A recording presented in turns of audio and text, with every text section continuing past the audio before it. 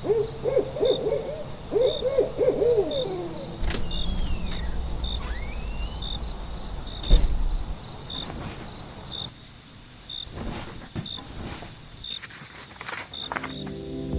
listeners, you're listening to the Midnight Readers podcast. Grab some tea, a midnight snack, and cuddle up in bed as we dive deep into today's most popular fantasies, sci-fi, and mysteries.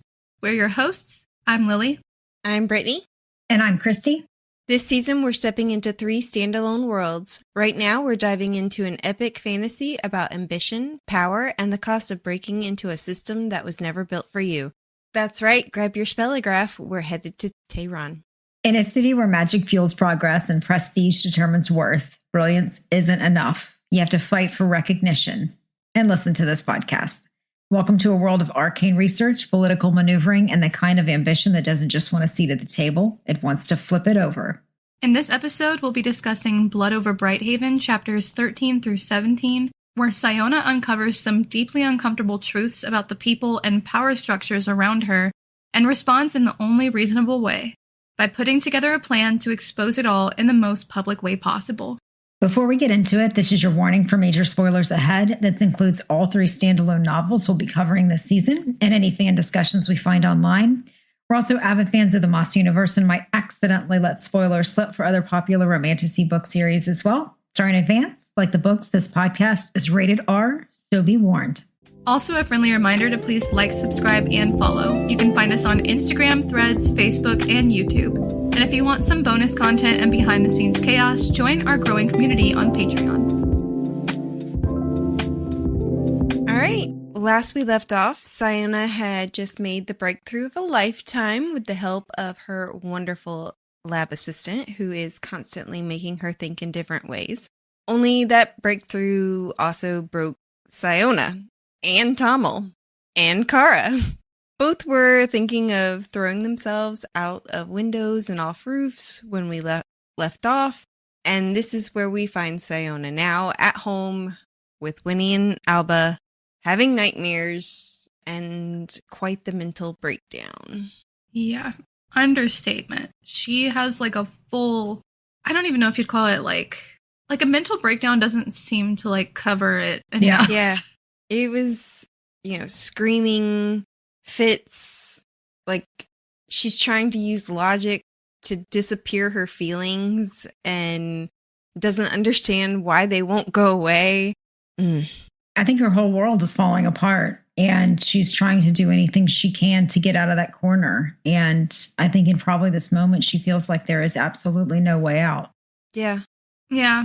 I took note of part of the excerpt at the beginning of this chapter that definitely leads us into the chapter. I'm just going to read it real quick.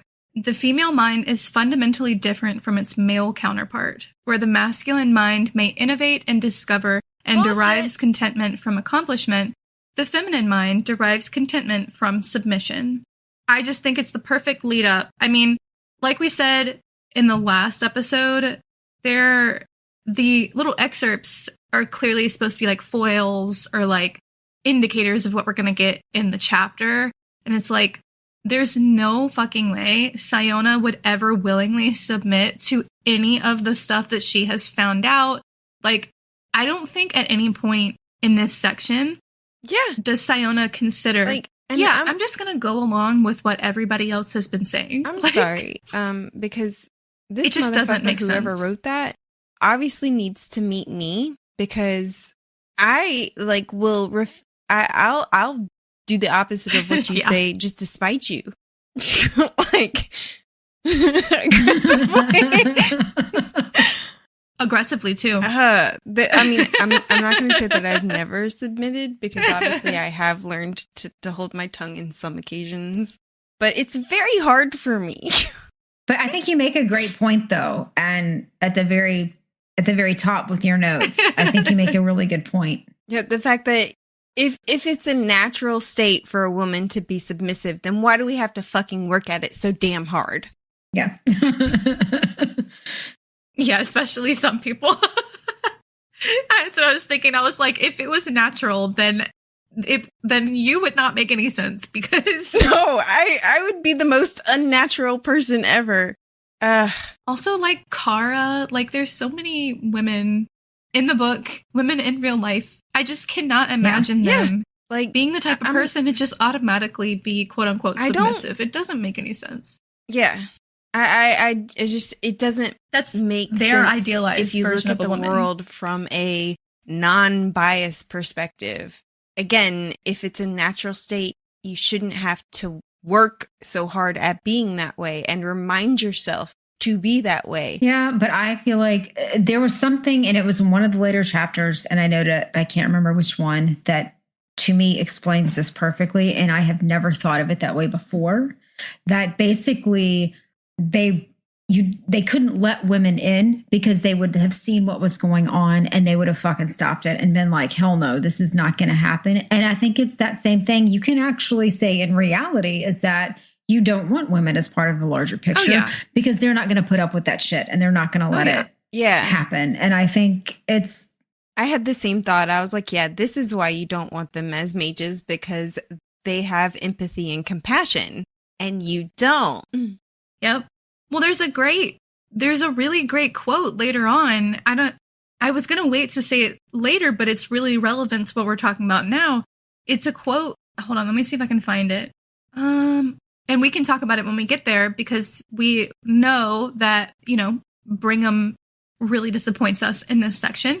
This is the quote from chapter 15. Maybe it made sense for Brigham to push the boundaries of magical knowledge only until he reached God and demurred before his superior. That was the canonized destiny of men like Dareth Brigham. They did what a man was supposed to. They revered and obeyed the men who had come before them, strove for greatness in the model of their predecessors, and in the end, they were rewarded with power, acclaim, and dominion over lesser beings, a small godhood of their own.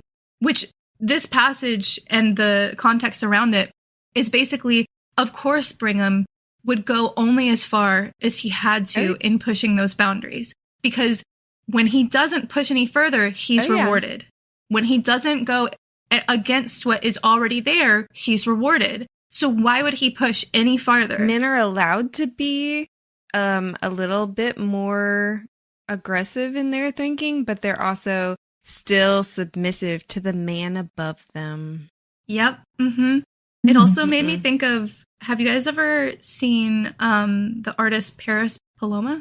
She has a really great song called Good Boy that came out in the last few months. And it's essentially about this, how like you'll continuously do what you're told, even if the system is not set up for you either. Like how patriarchy is not set up for either genders. It looks like it is on the surface, but ultimately we're all losing. Supports like the person at the top, and that's pretty much it.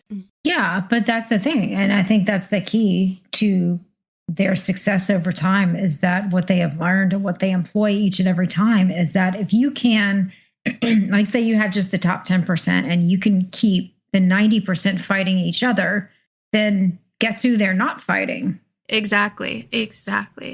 So. Yeah, and I think Sciona is coming to terms in this first chapter and the last chapter that we discussed with all of the ways that the inner workings that she has come to like feel comfortable with are just literally all forms of evil. I also liked how the author wrote Siona's feelings inside her. It was very visceral. I felt like the way she described it is this like rot, this like decay inside her. Yeah. I mean, it's her own feelings. She feels guilt. She feels like she's afraid, I guess. She feels sad. A lot of things at one time. Yeah, it's a good description of a depressive episode. When I had an ex-boyfriend commit suicide and I found out about it, I, struggled with feeling guilty and angry and sad and all these different conflicting emotions all at once. And it's so confusing of how can you be angry at somebody who's no longer there, who got hurt, who's gone, and also be sad about them being gone, and other conflicting emotions that I'm not going to talk about, but still. Yeah, I think she's experiencing the death of herself, the death of everything she ever cared about in a way, but also realizing it's still there and she has to like deal with that. Like it's gone, but it's unfortunately it's different. Winnie. I really hate she has that name too. I know. I'm sorry. Yeah. Oh, that's fair. Yeah, unfortunately, that she's just a young woman. She needs some guidance from a man. I'm gonna go get the doctor. She's such a good representation of like how women are when they just fall into the system. Which my Winnie would never. Just saying. Your Winnie would like beat some ass. Ask Cornelius. No. I think, but you know what else? I also think, contrary to Aunt Winnie, is Alma, who I think she's an underappreciated character. Like, she is also living in this society as a woman who is still kind of going with the restrictions that are placed on her, but at the same time, she cares so much about Sciona, and she looks at Sciona and she's like, yeah. You know what is going to happen if that doctor gets here. Like, you know what's going to happen if the medical alchemist comes. Snap out of it. And she says it out of love. I wanted her to smack Sciona. I was like, smack her. Like, wake her up. You know what I mean? Like, Alma was like grabbing her and shaking her by the shoulders. Like, do not let them come and see you like this, because I can't allow you to become that. And it's so crazy. Like, we know these things are a reality in our world. Yeah. And yet, it's like, we have to live with them. We have to figure out ways around them. Lobotomy was a real thing for women in insane asylums at one point. And so this is, I don't know. Who's the famous Kennedy that was lobotomized? What's her name? I know who you're talking about, but I want to say like Margaret or something like that, but I can't remember. Oh my God, I have to look this up. I think it's Rose. Rosemary Kennedy was lobotomized in 1941 at the age of 23.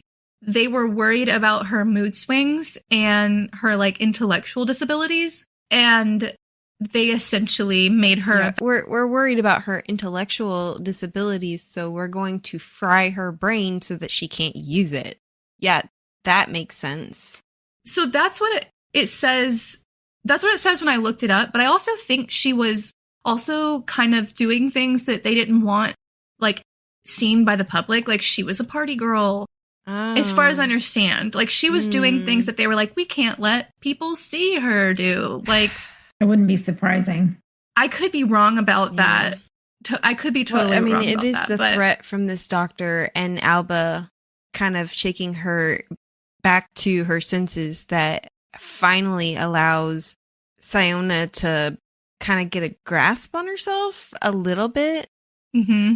I'm obsessed with the fact that she was like, I can't let this doctor best me because he does not know better than I do. Yeah.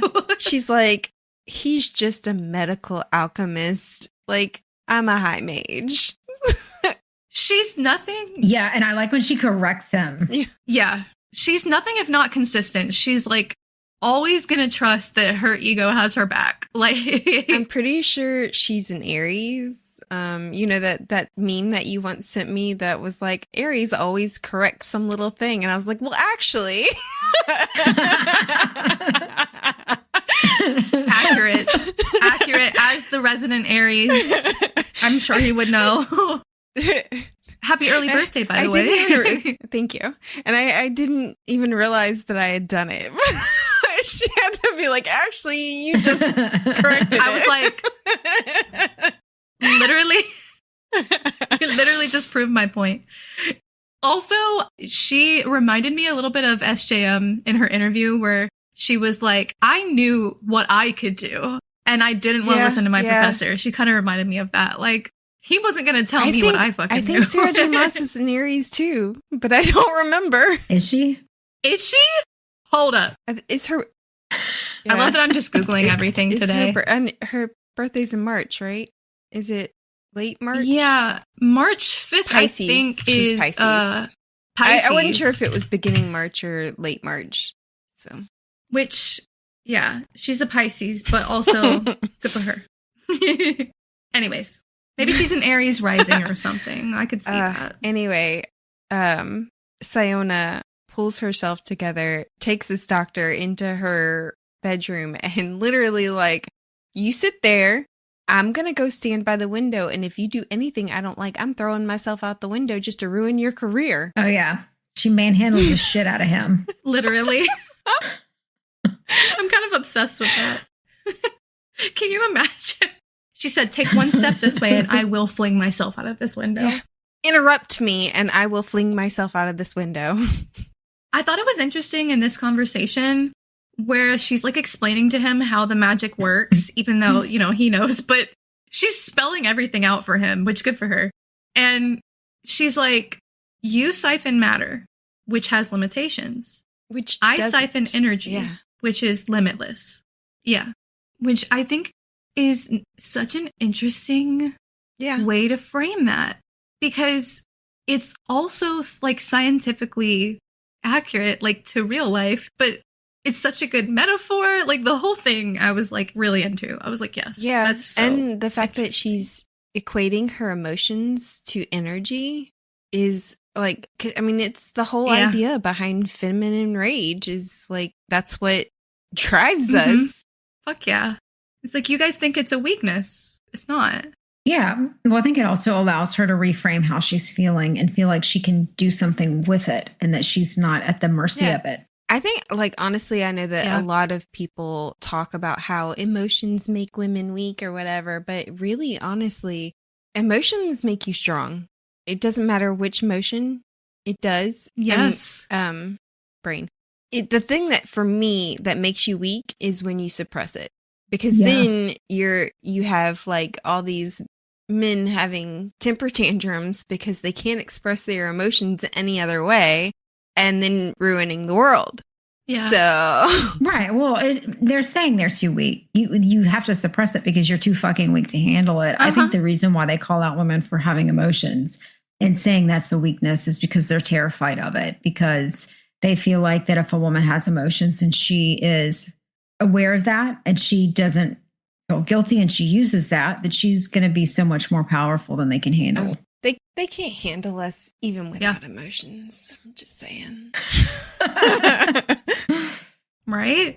Yeah, I agree. I do think it's a method of control. It's like, oh, well, your emotions are getting the better of you. Hysteria. You're being hysterical. Yeah. Eat a dick. I can have a fucking mental breakdown and still get my shit done. Yeah. Can you? Well, not just that, but what they're calling hysterical and emotions are simply valid reactions to shit that's going on and that should be corrected. And they don't want to correct it. So instead of owning their own dumbass fucking idiotic shit, they put it back on us. Well, fuck you. For real. I'm sorry. If you don't have a mental breakdown when you find out that you've unknowingly murdered people in the worst way possible by like literally having them unmade bit by bit and that they can feel every single bit of that pain. I just don't understand how you can watch that and not have a mental breakdown. You know, like that is the logical reaction to finding out that you did that, to watching that. Yeah. Well, like she says in the next chapter, she goes up to Ansel, who is running the bakery, and she asks him point blank, which I was like, Sciona, you can't do that. She asks him why his brother killed himself. And when Ansel tells her, very blunt. Yeah, she's super blunt. which I usually admire, but I was like, okay, you could have like, I don't know, couched it in a different, I don't know, but she asks him why his brother killed himself, and he says essentially that he saw things as a border guard that just ruined his life. He saw the blight. He saw people dying. He saw that his people were throwing them back out into it, and it just tore him apart. And Sciona responds, your brother was a good person. That's why it tore him apart, is because he reacted in a reasonable fucking way. Like a real man. Yeah. Only a real, let's say, real man, although I don't necessarily believe in that term, only a quote-unquote real man would see something like that and be so affected by it. Like, we can do only a real person. Yeah. I mean, And then Ansel's response when he's talking about it, he's crying, thinking of his brother. Another good example of like, of course you're crying. Like, there's no reason to apologize about that. He was like, I'm crying like a girl. And I was like, as opposed to crying like a man? Like, what? Like, what? Yeah. She was like, it's okay. I do it all the time. And it's like, yes, I love that response. It's like, cry. If it's something that affects you, why wouldn't you cry? Yeah. Means you're strong enough to do it. It's such a cathartic release. Yeah. Like, I'll be honest, there are some times when I will literally just think of sad things in order to have that release, just to cry on my own because I need it. My grandma always said sometimes you need a good cry, and I will stand by that. Sometimes crying makes you feel better. It takes that weight off of you. Well, think about it. If you're not crying because you don't want to be perceived as weak, that means that you care what people think, which makes you weak. Yeah. Absolutely. Should only care about the people that matter. I think that it's an interesting transition from Siona's absolute breakdown to her deciding that it's not going to best her, that her emotions are going to fuel her, that in fact this only makes sense for what she wants to do. And honestly, when I first started reading this section, I was like, why hasn't she apologized to Tamil yet? And I was like waiting for that. I was like, go to Tamil. I expected her to, like, after killing that girl, I kind of expected her to go straight to Tamil, but she had a little have to pull myself together first moment, which, to be fair, based on how Kara reacts later when she's crying, probably the best decision. Yeah. But I did find... Yeah, that's fair.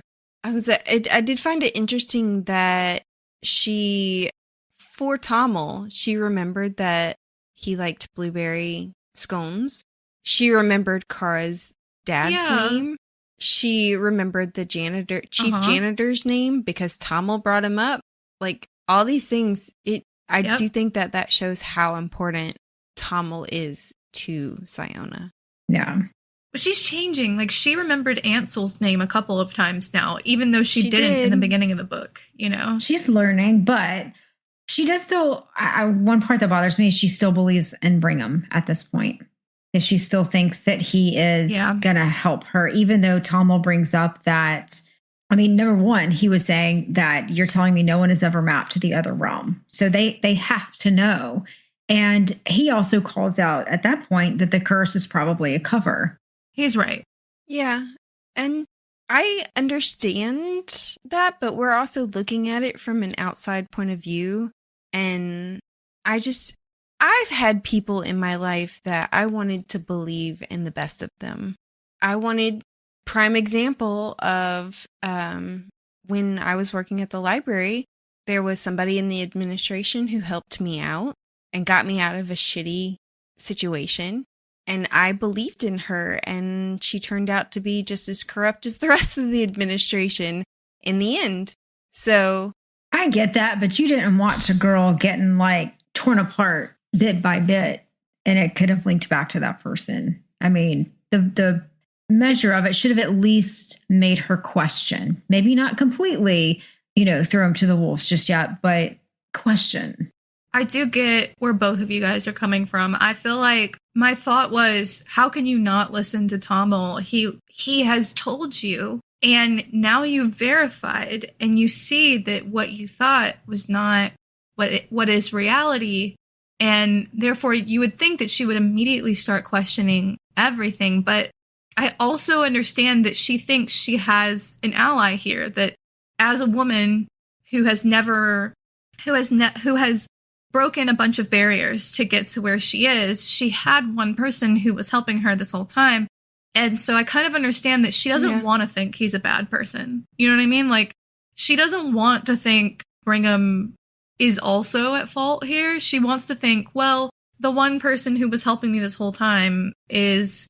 Yeah. Surely he doesn't know. It's like, again, I said this the last episode, I think it or even the first episode, that Brigham has Joss Whedon in energy. And when all that came out, Ugh. I love Joss Whedon's work, and I didn't want to believe it. I A lot of people do. do believe it.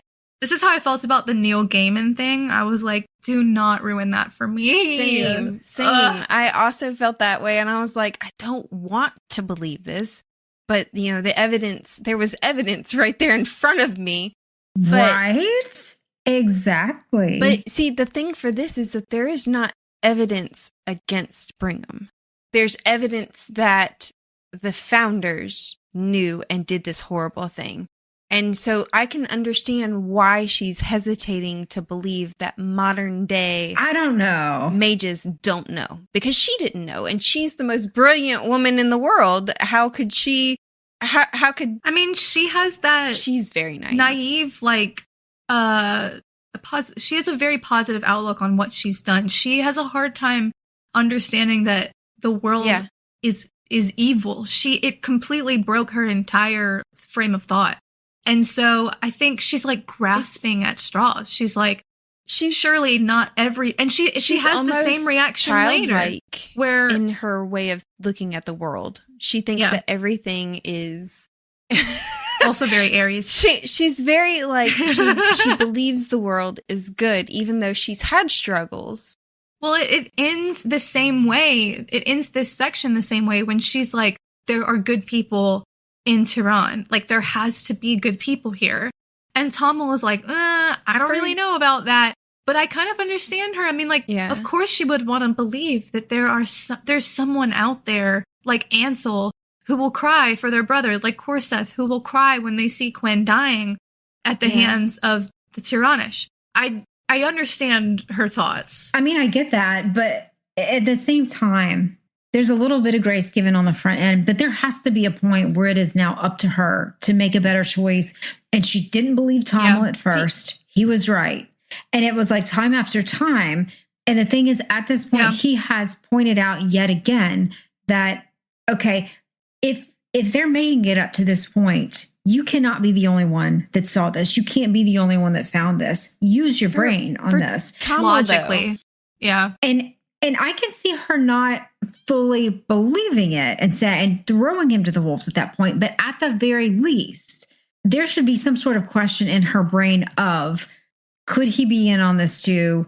At least some sort of question there. And without that, that part was really frustrating, because I think that's a little too much grace to give her. And naive can't be a forever excuse. Yeah. For me, though, Tamil, because of how he was treated and how he lives, he doesn't trust anybody. He thinks that, and he said this in the last section, he doesn't think any Tiranish are good, decent people.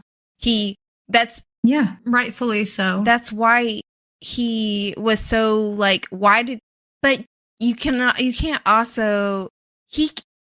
expect Sciona to take that from him and be like, well, obviously you're right, because she knows better. She has experience with Tiranish people who will cry for the Quinn who were hurt.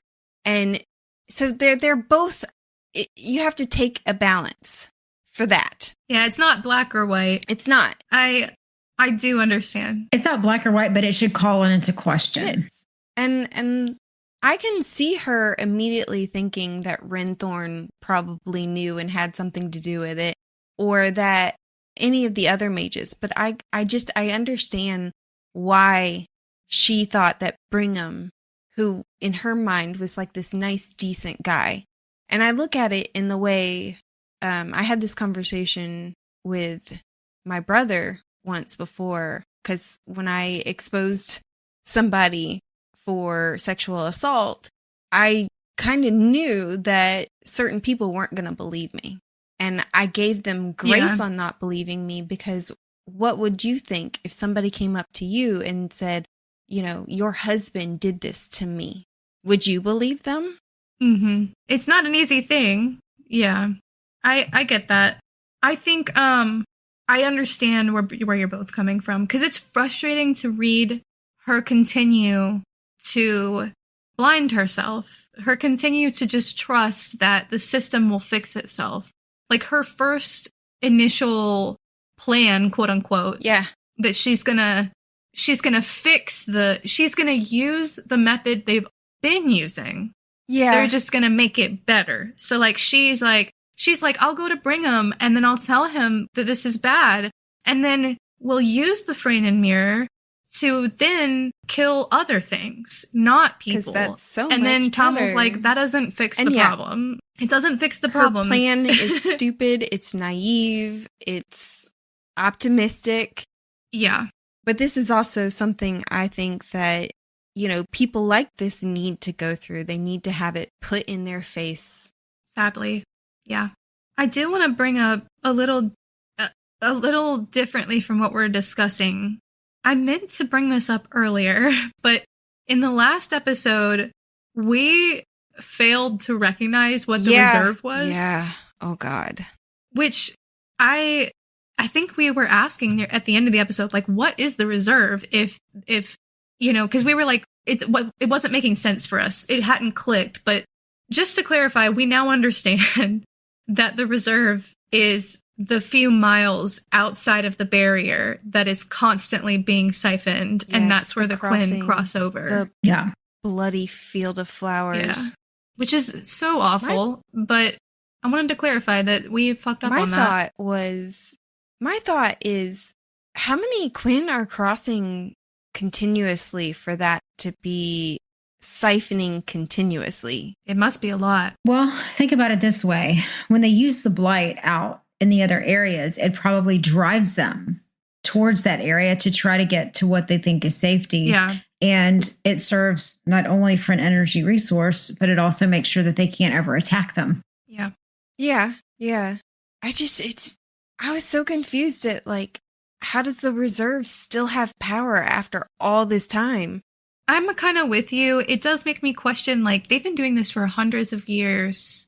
It just seems like, I don't know, sometimes the time frames don't, they're crazy to me. I'm also confused because apparently she still has a week left before the presentation, and I don't understand that. But I'd have to go back and, like, reread to understand the timeline. Well, I think one thing we talked about last week was the fact that Brigham's factories, that they could be a cover for breeding to make more people to then siphon energy. Oh, that would be so crazy. And that could be the additional, like an additional reserve. And I still think something like that is going on because, like you said, with the amount of magic that they're using and energy they're taking, there is no way they would not have emptied out that outside land. The things they're using the magic for. Oh my God. She walks into Brigham's office or whatever lab, and they're like making folding spells because they can't fold their own damn clothes. Like, are you fucking kidding me? Yeah. You need magic to fold your clothes? To your point, Christy, they also throw Quinn, who are on the inside, out to the barrier. Yeah. So that also could be supplying. Once they work them to death? Yeah. The reserve. And then use them for their energy. Uh-huh. Or if they can't work. Yeah, because is there any kind of graveyard for Quinn, or do they just disappear? Mm-hmm. They probably just disappear. Probably not. But they still would need more bodies. If for just a simple spell it uses one person. I don't know if that's canon, but if it's not canon, it just makes a lot of sense. Like, it should be. And that may be why they're needing to expand, because they need more room to breed, to be able to keep up with the energy demands. They definitely need more energy. They need to do some rethinking of their life, because why the fuck do you need magic to turn on the water? Why the fuck do you need magic to fold your clothes? Yeah. It's like having it. My dad, I've talked about this before, where he tells Siri to type out his text messages, and I'm like, I can type that faster than you tell Siri to type it. Like, why just not just do it yourself? Yeah. Some things don't need to be automated.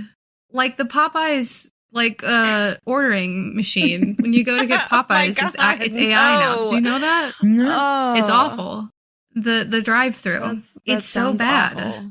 No, I want to talk to a human. Yeah. Although I will. I think a lot of companies are finding that out right now. I'll be honest. Walmart Yep. took out the self-checkouts, and I would rather not talk to a human in Walmart. So Well, Walmart is a different kind of hell. So. I want the self-checkouts back. At least that's not like AI or, automated or anything. I still have to do it myself. I just don't want another person. I wonder why they did that. Because you have to join the membership to use the 3 self-checkouts that they have. Oh my God. Oh, I thought they did it maybe because they were losing money. Because if you're self-checking out, and that was my thought. I'm not going to pay a lot of attention. I'm going to do what I can to make sure that I scan it through correctly. But if your thing fucks up, I'm not double checking it. Yeah, I'm with you.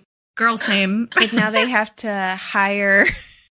But now they have to hire a whole bunch of people to man the actual checkouts. And when I went the other day, literally stood in line for an hour. And every line was from the checkout all the way into the close and beyond. Holy crap. Terrible. Yeah, it was Ridiculous. But before we move on to the Brigham thing, we should probably talk about meeting Kara. I was going to say, love her. I love her. I love her. Though she's so crazy. I love her. Her entrance is, hello, Uncle. Oops. Yeah, by the way. Oh, yeah. Stab.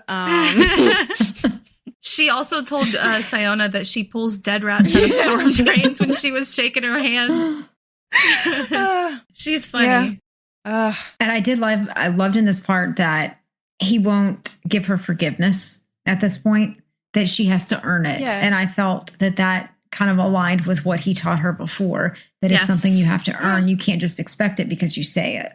Yeah. And I'll be honest, I know a lot of Christian people tell me, forgiveness isn't for the person, it's for yourself. So you don't carry around all that anger and guilt and whatever, or whatever feelings. And no, there are just some people in my life I cannot, I especially since they refuse to even acknowledge that they did wrong. There's no forgiveness. And I completely understood this. I was like, I don't care how, because she's naive about it and she didn't know, I might eventually forgive her, but it would be a minute. I don't know. I think my personal philosophy is definitely forgiveness is for me and not for other people, because it does eat me alive and it makes me a hateful person. It does. Oh, it so does. Brittany's like, yeah, it does. I love it. Yeah. No, I don't love it, but I also, I can't live that way. It go. I will freely admit, I told this to Christy last Friday, I'm struggling with it, but I also don't think that forgiving will help. Well, see, you don't have to tell them. Yeah, you can forgive and still not want them in your life. And it still be a point of, I may be forgiving you for this, but it is in order to move you out of my life, not to have you be in it anymore. Exactly. Yeah, except for the fact that other people keep bringing him in. Anyway. Listen, in your situation, I totally understand where you're coming from. Not everything is as simple as forgive him. You know what I mean? I really felt both of them in this situation. Wait a minute. Did somebody tell you to forgive that jackass? Yeah. That's crazy. Okay. What? I'm sorry. I was having a different conversation I missed that aspect. Motherfucker, no. Yeah. Yeah, no, I don't want you to think that I'm going, you should forgive him. That's not what I'm saying. There are some cases in which it's not as simple or cut and dry as that. And I really felt Tamil and Kara in this situation because of that, because of how adamantly I cannot forgive this person. Yeah. Yeah. Yeah. I certainly was frustrated with Sciona because I felt like she didn't actually apologize. There was a lot of, I didn't know, and I'm sorry it went that way. And I'm going to try and make it better. And don't get me wrong, those things matter to me. But there was no, I'm sorry for what I said. I wanted her to say, I'm sorry. And I don't remember her saying that ever. She didn't. I feel like she thought she was like, it doesn't matter what I say. The words don't matter. It's what I do. True. I think she did think that. But I also She did, but here's the part I had Oh, I'm sorry. Go ahead. Sorry. No, please finish your thought. No. Go ahead and finish yours. You were already... Christy? You are already talking. Finish your thought. No, because it will step all over my point. No. God damn it. No, please tell me what you were saying. My point is she didn't listen.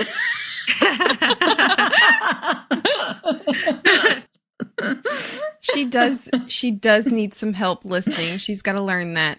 Yeah, it's kind of funny because she literally said that to the mage, the doctor mage. She was like, you don't listen, like you're not taking in anything that I'm saying.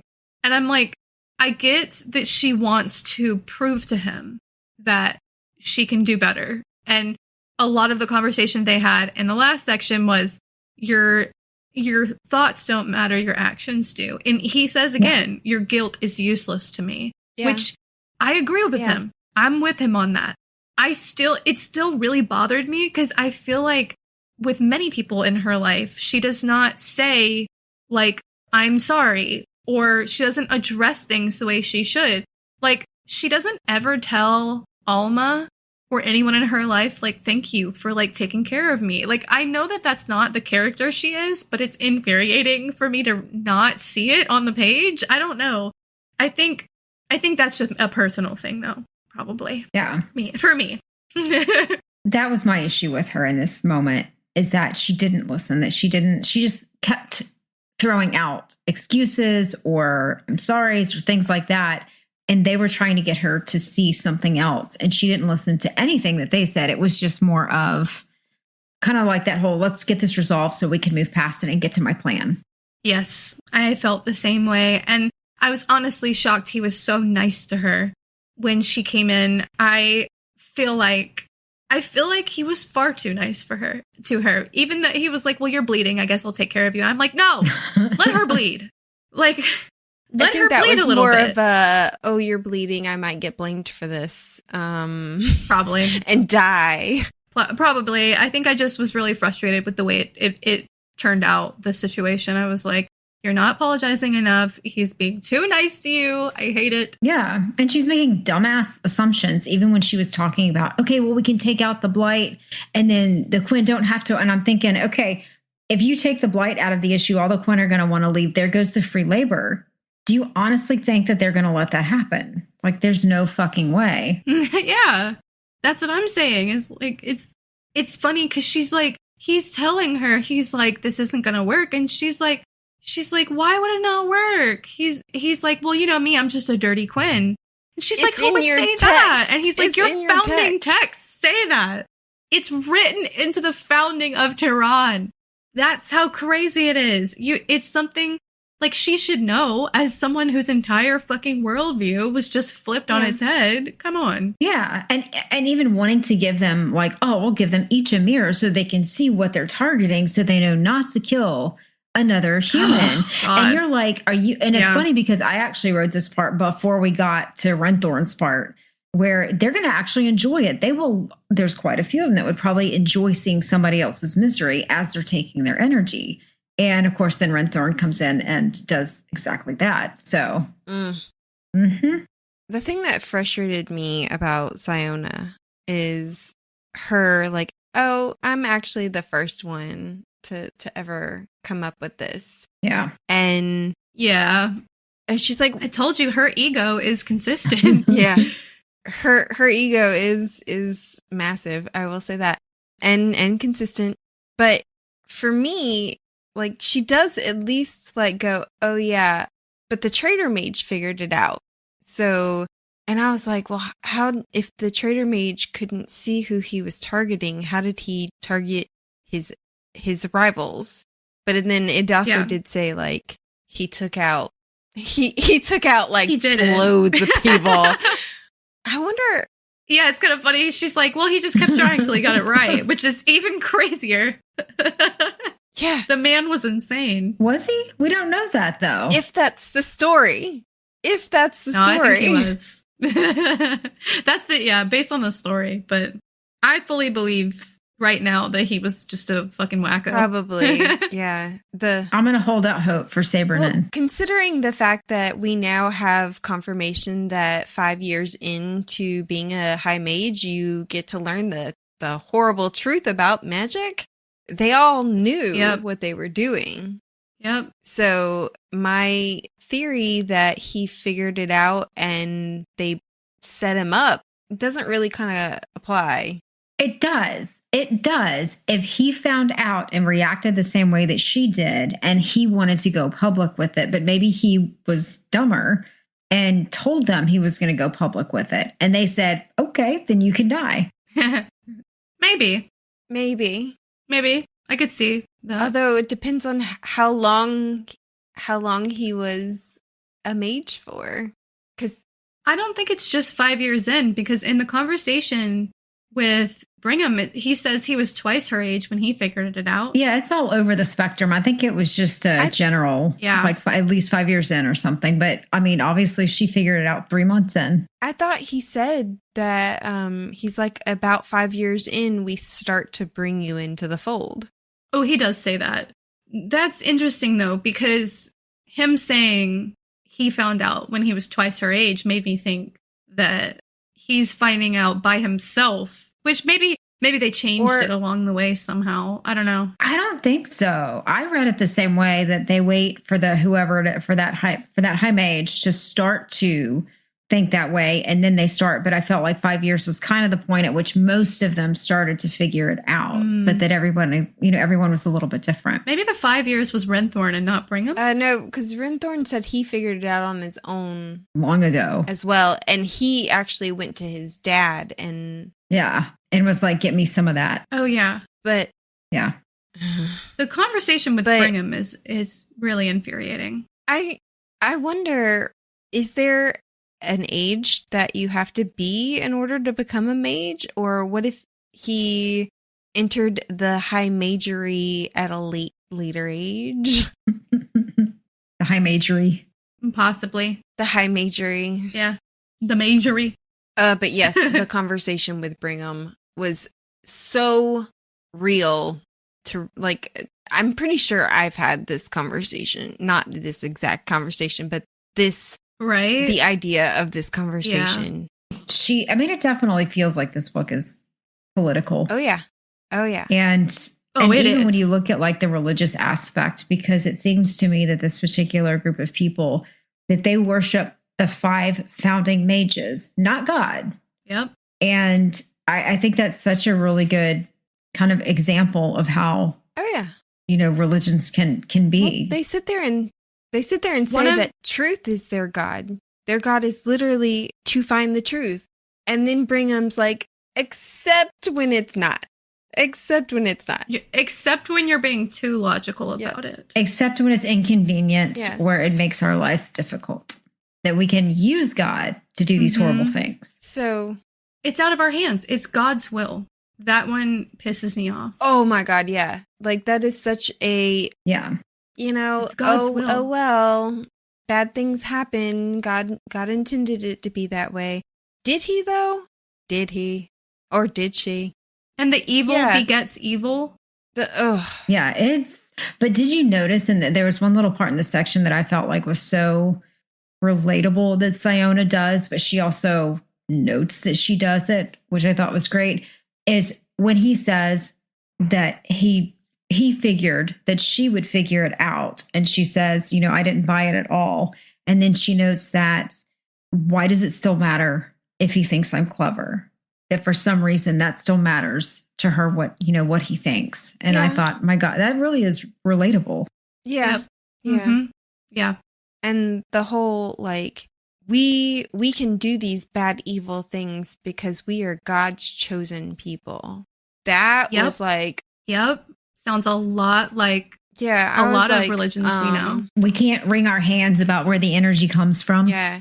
Because we're the chosen people. This is our land. Yeah. God gave us the right to do these things because we're his chosen people. And, I did have a question for you guys related to this. So, do we think when she first is approached by Brigham after she has the full-on freak out because she realizes that she killed someone, and he tells her that it was a curse, that it was probably a curse and that it's not what she thought, do you think he would have lied if it was a man? Or do you think that he would have, like, couched a real explanation in, like, a soft delivery? Like, listen, it's time that you know this is not what I wanted, how I wanted you to find out, but since you already did, you know what I mean? See both things. Like, honestly, and yeah, I don't know if he would have lied to a man, but maybe told them something else. Yeah. It sounded like they did. Yeah. To me, when I was reading it, it sounded like they gave them the curse theory first. Like when they first find out that they gave them that first, and then it was up to each high mage to come back around and say, yeah, that's not accurate. And then at that point, then they kind of brought them into the fold. Or allow them to believe it if they wanted to. Right. Yeah. The other thing that pissed me off was this whole idea that the Quinn brought the blight upon themselves. Like, for me, that just gave off like the same energy that some men say, well, it's not all men. And then they're also like, but I need to be this big man, strongly man to protect my woman and my daughter. Well, who are you protecting them from? Yeah. It gives off the same energy. Same vibes. Yeah. And I'm going to go ahead and call bullshit too on Leon's whole thing when Brigham was like, they were given a chance by Leon to join them. Bullshit. Because number one, he probably said as slaves. And they said, hell no. And also without the Quinn outside the barrier, where would they get all the fucking magic? So there is no fucking way that he invited them to join when he knew they were the energy source. Yeah. Well, even if he did, it wouldn't have been a real invite. It would have been like, but you're welcome to come. And then, I mean, think about being the Quinn, watching them kill all of your people, watching the horrors that they've committed in order to steal things from you. Would you go with them after they've stolen and killed and raped and pillaged? Like, there's no way that this was like a peaceful transfer of power. So no, they didn't go with them. Also, I think it's interesting even that she tries to argue like, well, how holy is it to steal the life of people who never had the chance to convert? And what's funny about that is even in real life, we had that train of thought, and that's how we ended up with the Crusades. Yeah. So no, it's not, there's no good reason to consider forcing religion on someone or taking over their people and their land because of religion. Like, there's never a good reason. War in and of itself is evil. It doesn't matter what your reasoning is. I will say, Brigham became one of those characters like Umbridge, not as badly as Umbridge, but like I hate him. I hate him more than I hate Renfield. Like, remember Renthorn? Yeah. I forgot you call him Renfield. I can understand, and not that I understand, but like psychopathy, true, just pure evil is one thing, but it's somebody who is pretending to be good. Yeah. It's so gross how at the end he's like, that's my star pupil, as she's like agreeing with him. I was like, ew, ew. The way he was like, that's my girl. Thanks. I'm glad we've talked this out. Like, fuck you. Disgusting. Ugh. Yeah. And I hate that. I was so grateful to Tommel to be like, when he doesn't agree with you, pretend. Yeah. Pretend. Yeah. Thank God somebody's sane around here. And when she first, like, when she was still having this conversation, she was adamant. And I'll be honest, I'm there with trying to talk to my parents about politics and trying to get them to see the light, and they won't. And, at some point, you do have to give up. And you just have to give in. Try again another day. Yeah. Except it doesn't work, I promise. It Just feel doesn't. like, if I just point out this bit of logic, they will see the light. No. It's really hard. This is my opinion. I think it's really hard to change people's minds about things Are so ingrained. that are important to them. Yeah, I mean, I think most people change their minds because they think it's their own decision, not because they've learned something new. So Sciona is different in that regard. Like, she learns and she takes it in and she realizes the errors of her ways, right? But I do believe that most people, unless they are directly affected by something, will not change their minds unless it is their own decision or they think that it is. Maybe it's a really like sad way to think about the world, but I just think that is the case for a lot of people. I think there are probably very few, if any, people who... I mean, we live in the South. In the world, I think there are very few people who consider things outside of their little circle of their scope of life. Yes. And it is not until things that affect us that we venture outside of that scope. And I put in the notes just kind of an example of it is there isn't a single person I know that doesn't know somebody who is diabetic. Like, either type 1, type 2, you know somebody who is affected by diabetes. The only memory that I have growing up about diabetics or diabetes in general is when I worked my first job at Wendy's. This lady came up and asked me to recommend a diabetic meal for her. And I said a fruit salad because I was taught fruit was healthy, and that's all I knew about diabetes was that she needed to eat healthy and that sugar was bad.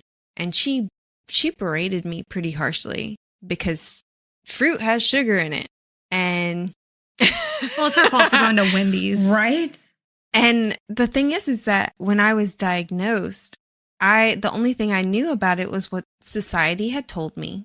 Was that, it was my fault that I got diabetes because I had friends tell me that it's because I drank so much Dr. Pepper that I had diabetes. And every commercial seemed to be about diabetes. And it's not that there was more going on. It's just that I started to notice it. Yeah, no, I get that. It's like when you buy a car and then you see the car everywhere because you didn't notice it before. Yeah, that happened to me with the Prius. I was like... There's one, and there's one, and there's one. Oh, but yeah. So, I mean, there's very few people who ever... I don't think I know anybody, honestly, who has gone out of their way to investigate or know something that doesn't kind of sort of affect them in some way. And I don't think it's a horrendous thing. I think that's just human nature. I do think it's human nature. However, I do argue that just because it's human nature does not mean that we should live our lives that way. But it's unfair to think that we can know everything or be involved in everything. But I don't think that we should know everything. But I do think we should know things about the things around us. Yeah.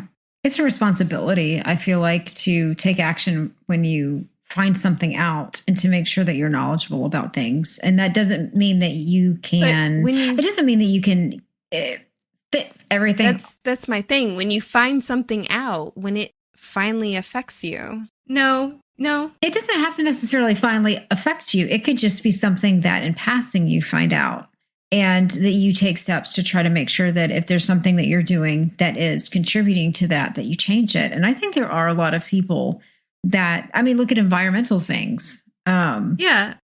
Some people could do it so that other areas of the globe don't suffer. Like, it's finding out about it because it affects you is one valid way of like learning new things and realizing that like you didn't know, But I'm saying that I also think that in the case of like, for example, the Quinn and Sciona, that she grew up around them her whole life and didn't make any effort to understand them at all. Yeah. And that's on her. That's not on she just never really had to. Because if anything, she actively ignored them. Where her whole thing is she doesn't know people's names. she doesn't care about anything except for her own work, like, that is on Sciona. And I would argue that the situation that I just described was the exact same for me. Well, I honestly would have told you the same thing. I would have said that it's your responsibility to learn about the people around you. And I still think it at the same would time fit. though, I'm looking at this from my perspective, and I feel like it's the same as Sciona's, as I said. But I'm just not the type of person that feels comfortable around people, and I hyper focus on the things that matter to me, and I can't learn everything about everybody around me. I don't think you need to learn everything about everybody around you. I think that understanding the people that are around you in small amounts is a good way to understand the world. And I think that having a little bit of interest in people around you is better than just being okay with not doing that. Like, I'm not saying you have to learn everything. I'm saying that we have a responsibility as humans who are trying to be better humans to attempt to. Yeah. I'm also the same, like this. I'm the type of person that when somebody asks me how I'm doing, I have to remind myself to ask how they are doing, because that's not the type, like, I don't think about those things. And it's not because I don't care. It's just, it doesn't occur to me because I'm either probably focused on something else or my brain just doesn't go there. I get that. But I mean, what I'm saying is we have to know our own boundaries and limitations and learn from them. And if you know that your problem is that you don't think about other people, then it's your responsibility to learn from that and try to think about other people. And you do that. Like, you have learned from that.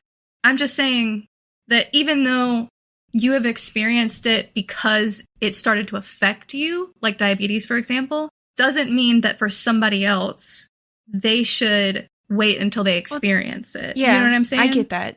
I mean, I am a lifelong learner. I love to learn about various things. And I always encourage people to learn. And yeah, I don't know if I know anybody who would go out of their way to... That's the problem. Yeah. That's the problem. Like, is you should go out of your way. Or you should want to. I know that I don't know any deaf people, but I learned sign language because of other reasons. And like, the thing is there's so much. Should I learn about every disease? Should I learn about every disability? Should I learn about every country? And I get that it's not the same in this world because there's only like 2 things. I'm just saying that there's so much. I think you're presented with options each day that you can take into account and try to look at it from another's point of view and try to... You don't have to be perfect. You don't have to be perfect. I think it's just the little things that you do that you can make a difference on. It was like later whenever Tommel admits to her that your intentions do actually matter. Like, he admits that he thinks about what she was saying when they were having the argument about what is good and what is bad. Like, intent to understand the people around you is enough. Like, trying to make an effort is enough. That doesn't mean that you'll know everything about the people around you. You can never do that. That's impossible. But like, caring enough to understand things about the people around you is what makes the difference. If Sciona had done that, she may have already found this mirror. If the High Mages cared about the Quinn, they may have already found the other realm or the Freynan mirror that she ends up creating. It's crazy that hundreds of years of that. The interesting thing about that mirror is, do they really want it? Do they? Because... That's fair. Like, do you really want to see who you're killing? I agree with you. Some of them do, and I think some of them would enjoy it. But I think what they can't do, and I think that's where the empathy lies at, is that, can you put yourself in somebody else's shoes? Can you try to feel it from their point of view? And this is also why I cannot kill bugs because I'm the same way. try to look at it from their point of view, and I'm like that would be scary. I don't want to do it. We all have our problems. When bugs come into the house, I'm like, they don't know that they've invaded my territory. They can just go outside. It's fine. I'm working on my cockroach hatred, okay? I'm working on it. Like I said, we all have our limitations. I will say this. As soon as one flies at my face, it's game time. Yeah. Yeah. Nope. And I will, if even when I'm digging, like doing like planting or something like that, it takes me forever because I go so slow because I don't want to mess up a little worm. Oh. I've done that before, and I still see that in my head where I did a shovel down and I cut him and he was all over the place. You could tell how much he was in pain, and oh God, it still makes me sick. Oh my God. So I take so much time to dig my little holes. I'm sending you hugs. I'm sorry, Christy. Oh my God. Oh man. But this proves our point, right? Like oh man. Getting back to the book a little bit.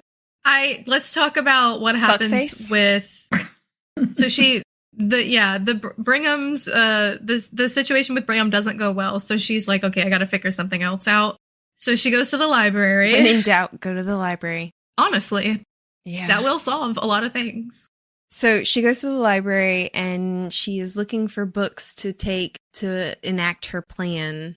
Although we're not certain if she has a fully fledged plan at this point or if she's just got an idea of one. Yeah. Concepts of a plan.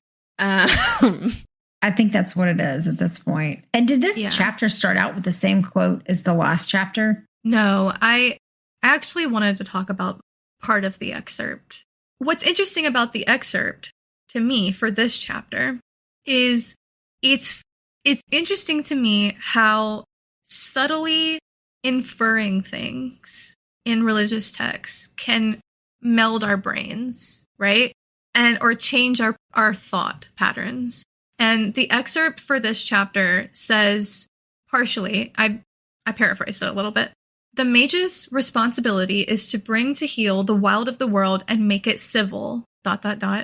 As he tames the wild energy given into his hands by God, so too must he tame his inferiors, though they resist him. And I bolded the though they resist him, because what happens in this chapter is so illuminating when you think of how these men are being taught to go through the world. They're being taught to tame the wild energy in their hands. A God-given right is what they're being told, that they should tame their inferiors, even if they are resisting. So that doesn't just work for the Quinn. It also works for women. Anybody who is an inferior to them.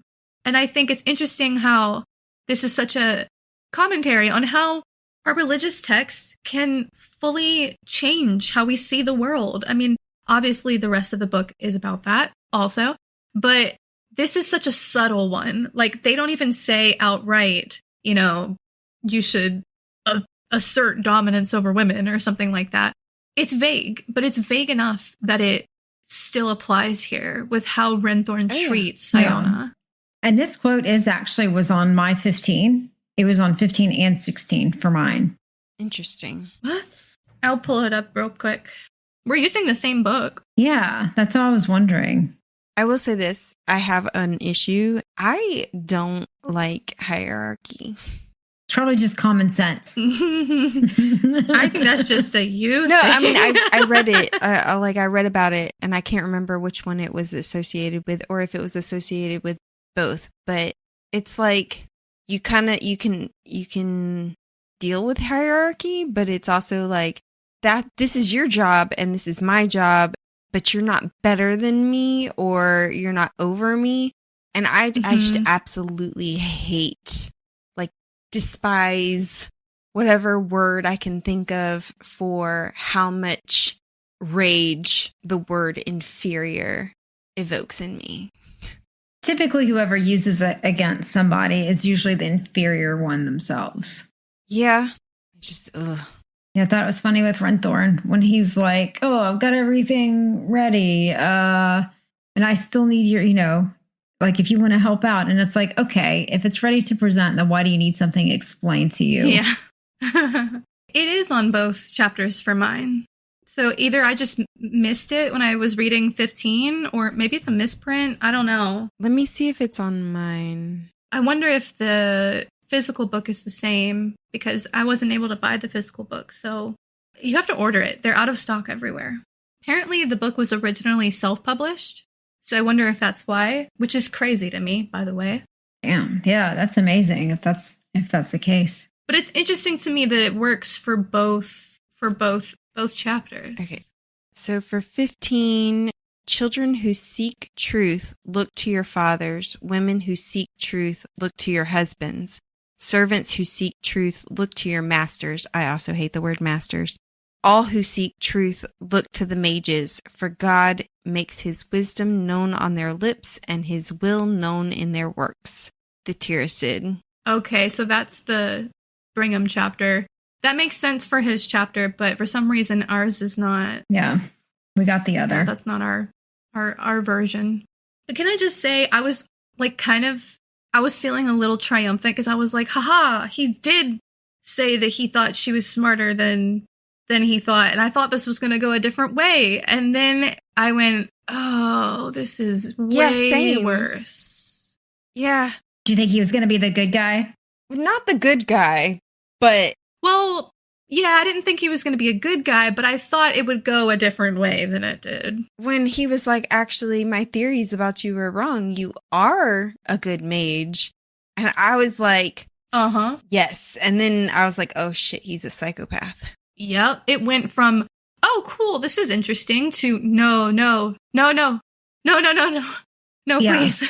When he asked about the mirror, at first, I was like, something's wrong here. He's wanting to see it. And then, of course, he spells it out as exactly that. And he is just fucking sick. I knew that he had an inkling about what she had did. I was like, he clearly knows what she's doing. And he knows that she is doing something different. You know, like, she's smart enough because he saw her as a threat. And he admitted, he was like, I didn't think nobody's ever solved that in ever. And you did it in 3 months. And she's like, 2 days, actually.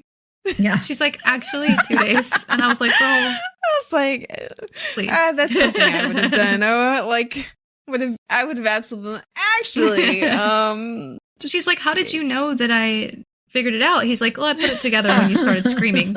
Thanks. Tommel, thank God, decided to show up. Oh my God. Can I just say that in this moment, I need you guys to know this. This is not what I should probably be talking about, but how do you guys imagine Tommel in your mind? Because for some reason, I imagine him slightly hobbitish. Like, I imagined him kind of short, like stocky. Yes, like the real Wolverine. No. What? Hobbit-ish is not even close to the real Wolverine. Well, no, he's really short. Like, really, in the actual, like, comics and graphic novels, he's really short. Not Hugh Jackman. He's beefy and hairy. Oh, okay. Well, that's cool, but that's not at all how I imagined him. I don't imagine Tommel as hairy. I will say that. Waxed then. Oh my gosh. Yeah. You know, just like lightly haired. Just like a little light dusting. But like short and beefy? Short and like not beefy, but like strong in the way that like a handyman is. Like, these are my muscles. He's not jacked. Oh yeah. But like he's got like muscles. You know what I mean? I know what you mean. But he's the same height as Renthorn. He's the same height as Renthorn, who I imagine to be really tall. So, and squeaky. No, I imagine Renthorn is slick like and gross. Slick and gross. No. Squeaky is his voice. Like, he's probably got like a little like voice. Oh no. Like Gavin Newsom. I imagine Renthorn as Gavin Newsom. Oh, damn. I'm imagining him as the guy from Titanic. Yeah. Are we talking about Renthorn? The guy who was originally... That's a good... Uh-huh. The bad guy in Titanic. Who was the bad guy? The movie. The fiance. Yeah, Titanic movie cast. Oh, yes. Billy Zane is who his name is. Yeah, okay. That's the actor's name. And as for Tommel, I was picturing Good Will Hunting. I see that. If you say Ben Affleck, I'm okay. That's good. Okay. Matt Damon. That's nice. Yeah. That's a very nice imagination of him. Okay. My thought wasn't like, I don't know, like for some reason he looks like Garen Howell to me. And I think it's because I've been watching too much of The Pit. I don't know why that's the case, but like more muscly and a little bit taller. Something similar to that. But that's nothing like he looks like. I don't know why he looks like that in my mind, but it's just so funny because him punching... You know who Tommel is? Who? Changbin. Changbin? Oh my god. I mean... He's little and he's beefy. Don't tell Changbin that. Don't tell him that. Please. Listen, this is a compliment in this situation. He's a giant. Oh my god. Changbin is 6 feet tall. 2 meters. 2 meters. So tall. I don't know what that means. Yeah. So tall. He doesn't like being thought of as short. Hey, okay, again, Wolverine is fucking short. Hey, I married a short man. I have no problem with short. I'm doing this for Changbin. I'm doing this on his behalf. I'm comparing him to Wolverine. Short's good. Yeah. Short is good. Okay. But yeah, in my mind, Tommel was short and a little muscly, but I think he's actually not short. Is the point of life. For me, a guy just needs to be taller than me, which isn't that, isn't that hard? Yeah, I don't want your crotch in my face. Like, no. Yeah, same. Like Lorcan, 7 foot tall. Only when I want that, you know? Did you say only when I want it there? Yeah. I mean, I'm a caring partner. Well, yeah, but you can maneuver that, but I don't want to be standing next to you in line to get a movie ticket and turn into your penis. Like, no, that just does not work. Mm-mm. Yeah, I get that. Yeah. That's what I'm saying. Is like, I agree with you. I only want it there. Yeah. When I decide that, you know? Like, I will move down for that.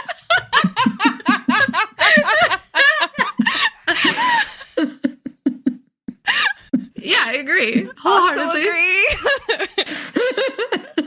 I don't think Tommel's area is like in her face like that, though. I don't think it's like that. No. He's, like I said, like Changbin or Wolverine, he's perfect. He's right there. Like, boom, you know? How tall is Sciona? She's tallish. Isn't she supposed to be like 5'5" or something? She's like tallish. Is 5'5" tall? No, she's short.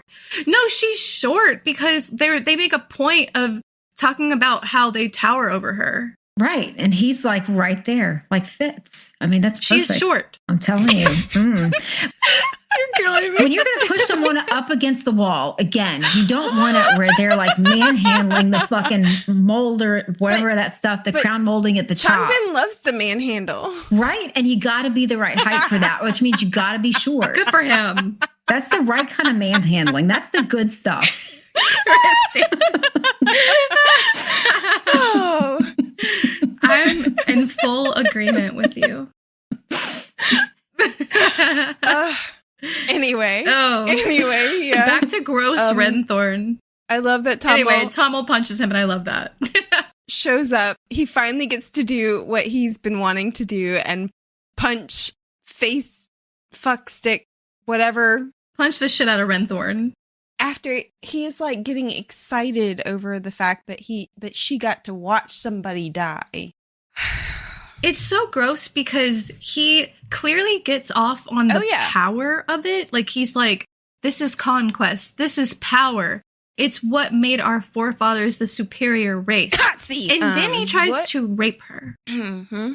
It's so crazy that he goes from being like, it's so exciting. I want to see it. I want to see through the other realm whenever we take that energy from people's lives. And then he gets... Yeah. He's clearly, like, excited by it. And what's even crazier that I didn't even note in my notes is that Sciona gets it. She's like, I kind of understand where you're coming from, like the excitement about the power, the excitement about having this crazy power She's just in your not hands. psycho. But she doesn't go to the level. Yeah, she doesn't go to the level of enjoyment when he's like, well, will they feel guilty about the killing or the enjoyment? And she's like, what?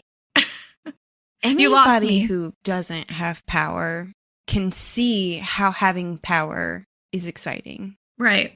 I mean, like, as a woman, she's probably like, yeah, the idea of being able to do what I want is cool. But she's not taking it to the nasty degree that he is. Well, there's a difference between recognizing the power and then being excited.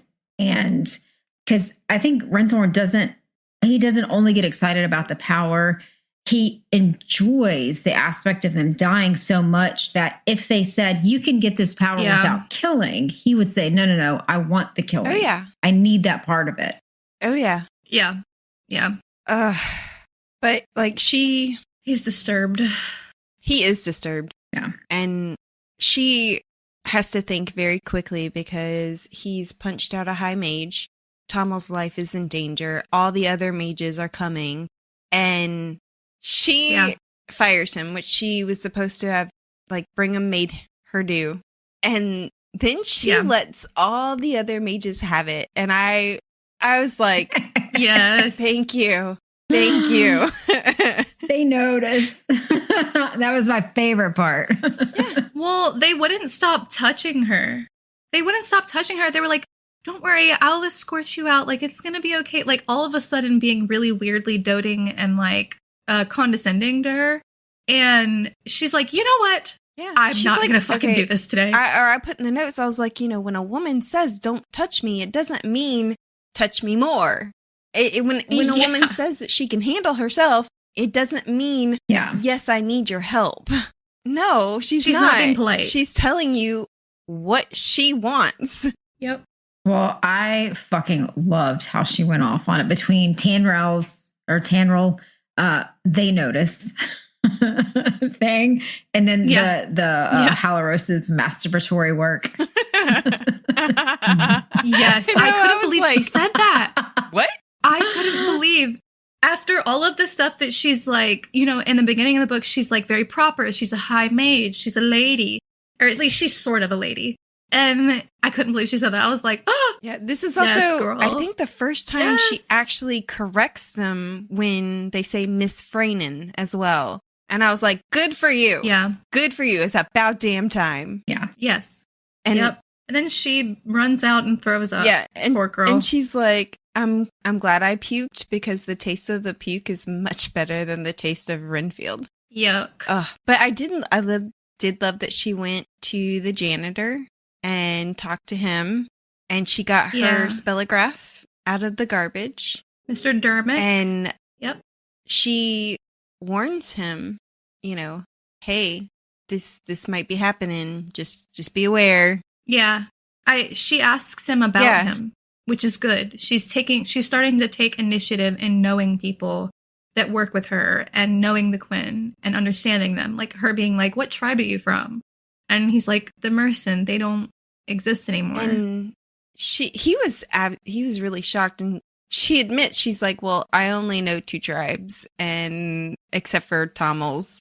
Yeah. And I think his tribe, I wrote down how to say it. It's Caldinia, I think. And I'm not sure how to correctly pronounce it. I thought it was Caldona or Caldana. I don't know. The Caldonish. Yeah. Caldini. I'm not sure. It was sad, though. Yeah. Yeah. And she takes her spellograph back home to Alba, who is a tech wizard, and puts it back together. Yeah. Which is so cool. She's underappreciated. She's so good and so efficient at it that Sciona's like, you should actually have a job at the university because they were going to throw this away, and here you are fixing it. Yeah, and Alba was like, I can't believe they were just going to toss this. Yeah. It's a simple fix. Also shows, again, how wasteful these people are. Yes. Like, I was just going to say again, that. Mm-hmm. You're in an energy crisis. And if... Yep. Well, when it doesn't affect you. when you have a food shortage, you don't throw out food. Mm-hmm. Ugh. Yeah. But she decides she's going to figure out another plan, and she finally goes back She does, to Tommel. which they are moving into this high lady's house because she gonna be out of town. Yeah. She doesn't want them to get in trouble. Like, if she does something, she doesn't want them to know where Tommel and Kara I was are. like, live it up. Live it up. Yeah, right? Oh. Sounds like a nice house. Yeah, I thought anyways that they were going to have to get them out because even when Brigham talked about that she needs to fire him and say it's mental instability, that fact at that point, if he can't work, then they're going to throw him out of the barrier anyways. Oh, yeah. Yeah. Yeah, I thought they were going to have him killed like right away. And I still do. I just think that Brigham is soft pedaling it for her because I think he knows she cares about him. Yeah, probably so. I really hope that's not the case. I hope that Brigham, the worst thing he does is that he's complicit. No. A liar. A liar. Yeah, complicit. I really don't. I really think it's going to get so much worse for him. I think in some way, shape, or form, he is going to be obtaining new energy, and it is not going to be from a pretty source. Oh, God. I wonder, we don't have other books to go off of, but I really wonder how far this book will go. Yeah. There's so much info in it, like packed into it already. And I'm wondering how this is going to finish. Yeah. Yeah. Hopefully not like Mate, where we didn't get a lot of wrap up to the story. Yeah. I don't know. I think this is clearly a better writer, but I'm just wondering, will it feel like enough at the end? Although the reviews online have been amazing. They were like, I can't even tell you how wonderful this book is because I'll spoil it. So I mean, the fact that I have not Googled the end should say a lot. Good. That makes me feel good. I mean, I have faith in the ending. Yeah. I think it'll be good. I'm just nervous because if it's not good, it will be so devastating, Well, we do learn last little bit that she plans on revealing everything on Farron's Eve to everybody. At least that was what was implied, that she's going to show all of Tiran what's been going on.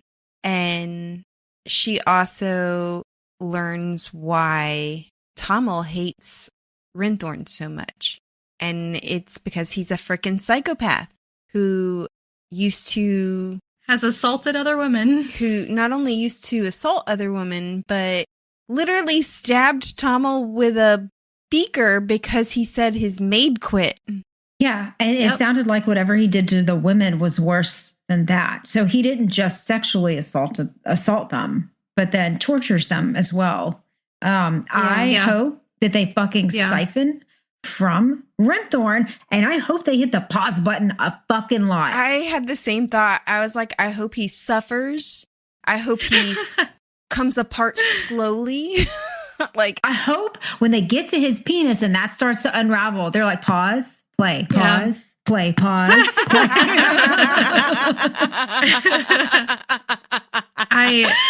The things that he is doing in that building that he's getting away with is atrocious. It is.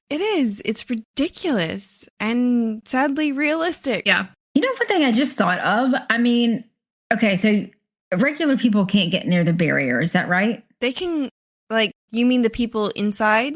Yeah. Just your normal everyday people. Seems like it.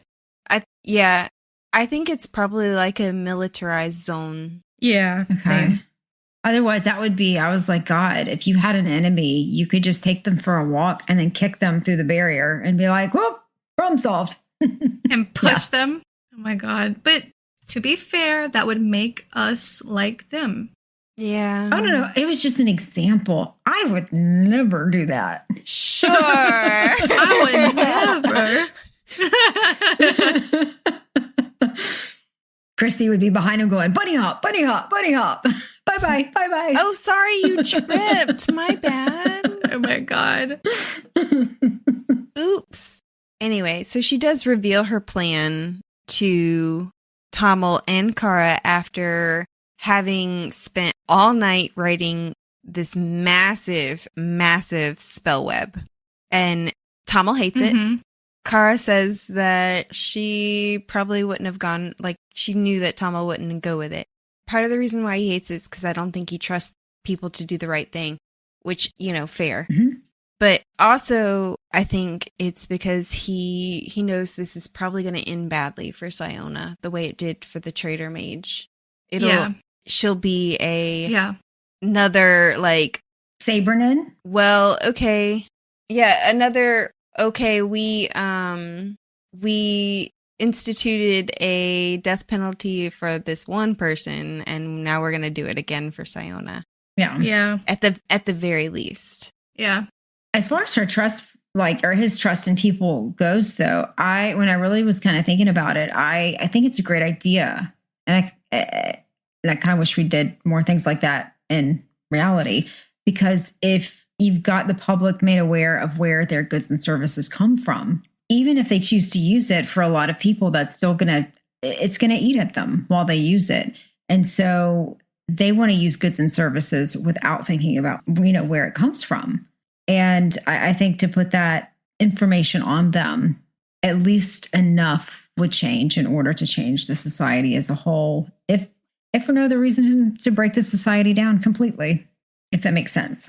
We can only hope. I mean, for me, I think my mind went to, realistically, what would probably happen is it will initiate change, but it will take decades and generations to actually see positive change. I hope that's not the case. This is a fake book. This is fiction.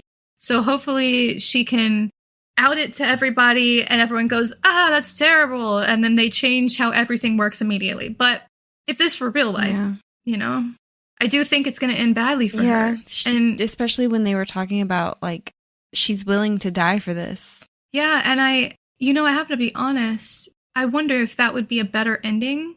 I was thinking about their relationship, like Tama and Sciona. And I think, is this book like marketed as a romance at all? It doesn't feel romantic. I don't think so. Okay, good. It was good, because I think that would take away from it. Yeah, I mean, there was some kind of like implied in the blurb, but that could have also just been me having read too much romantasy. No, I do think that it was kind of implied that way on the back of the book, but like, I think if they ended up together at the end, it would kind of like cheapen their relationship slightly. Like, I don't know if I want that. Like, I think I would care less about that in comparison to the rest of the book. Yeah. Well, anything else? The next episode will be our last for this book. Any thoughts on what we might see? What her plan is going to be? We know it's violence because she tells Kara that she's going to love it because it's violent. Oh, yeah. The backup plan is violence. I kind of wanted it to be like an uprising, like Haitian uprising levels of like overthrow, but I don't know if that is reasonable. Just or have not, all the Quinn especially like invade the Magic Center and kill all the mages. That would be so cool. I actually thought she was going to change the energy coordinates for the reserve to point towards Tiran. And so it would just annihilate the citizens. What if she siphoned herself, though? Or Alba? Would she risk that? Or the Quinn? I don't know if she can do that. Because they input the coordinates. So, like, she can't change, like, everybody's actions. You know what I mean? Like the reserve, if she pointed it just towards the university and took out all the high mages. But I'm saying people are siphoning from the reserve. I think she's saying the reserve is siphoning from the 2 miles around to change that to make the reserve siphon from the Magic Center. Yeah. Oh, it's an automatic thing. It's like it's a spell they already have set up. Right. Interesting. Because she's got the janitor's keys, so maybe somehow in there she can change the coordinates so that the reserve now starts siphoning from the university. Interesting. That would be crazy. Oh, yeah. That would be insane. Those would be some fun ribbons. That would be so crazy. Honestly, that could happen because when she leaves that note for... She's like, don't come back. Yeah, Mr. Dermick. She's like, if things go wrong, do not come back. Leave and take all your friends. Like, don't come back. And she meant that shit. Yo, So honestly, I can Damn. see that happening. that would be awesome. What if she just breaks the barrier open and just says fuck it all? I want to know what's going on in Bringham's factory. Like, Same. I really hope they don't overlook that near the end. I need to know. Yeah. Like, that's what I mean by, like, I hope this last bit of the book gives us what we want. Like, don't leave us with questions, please. There's no other books. I need to know. It's only 5 chapters. That's not enough. Okay, well, I guess we'll end there. We hope you'll join us for next week's episode. We'll be discussing Blood Over Brighthaven chapters 18 through 23. New episodes drop each week, and don't forget to check out last season's discussion on the Bride duology, available now. Please remember to like, subscribe, and follow us on social media. That like and follow are super important for us to continue to bring you new episodes each week. So please, please, please do so. You can also support us by joining us on Patreon. Thank you for listening to the Midnight Readers podcast. We'll see you next week. Happy reading, listeners. Don't stay up too late.